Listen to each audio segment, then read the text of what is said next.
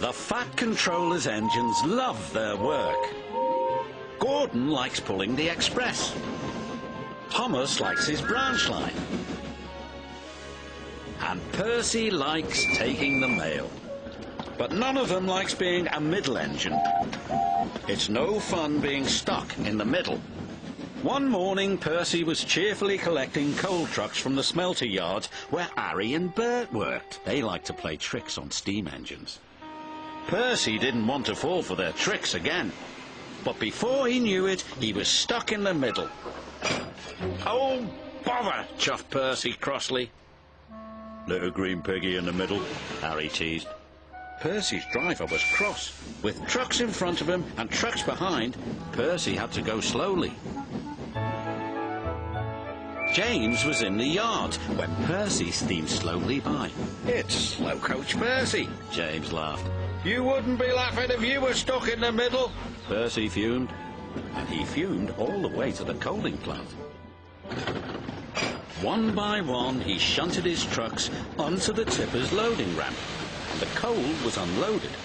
Percy was not allowed to cross the loading ramp until the tipper had been turned off. It was against the rules. But as soon as his driver and fireman left, there was trouble. Henry arrived to pick up coal. He bumped into the trucks, and the trucks bumped into Percy.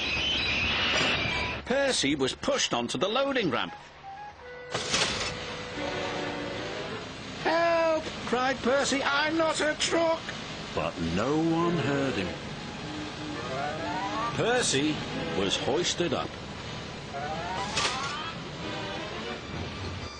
Tipped over and brought back down again.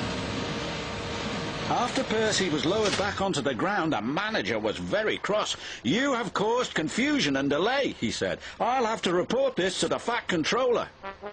That night, the Fat Controller spoke severely to Percy. "I'm very disappointed in you, Percy," he said. "You know it's against the rules to go on the tipper's loading ramp."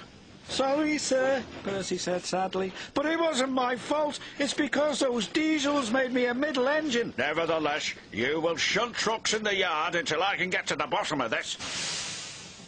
"Pa," said James, thinking no one could hear, "I could handle those diesels with bent buffers and a busted boiler."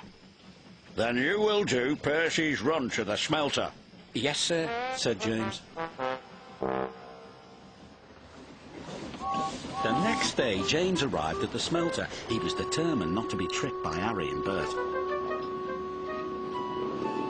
"Hello, James," oozed Harry. "Can't I learn a thing or two from those who know?" "Just get my trucks ready and stay out of my way," puffed James importantly. "Yes, sir," Bert chimed greasily. James cheerfully backed up to his trucks. He was certain he had fooled Harry and Bert, but he was wrong. "Little red piggy in the middle," chortled Harry. "Just like Percy," jeered Bert. "I am not like Percy," puffed James. "I am not a middle engine, and I'm not moving." And he didn't. When the Fat Controller heard the news, he sent Percy to fetch James. This made Percy happy.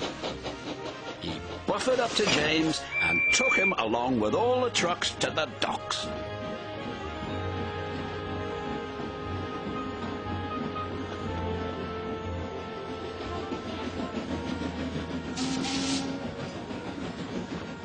"Right on time," said the manager.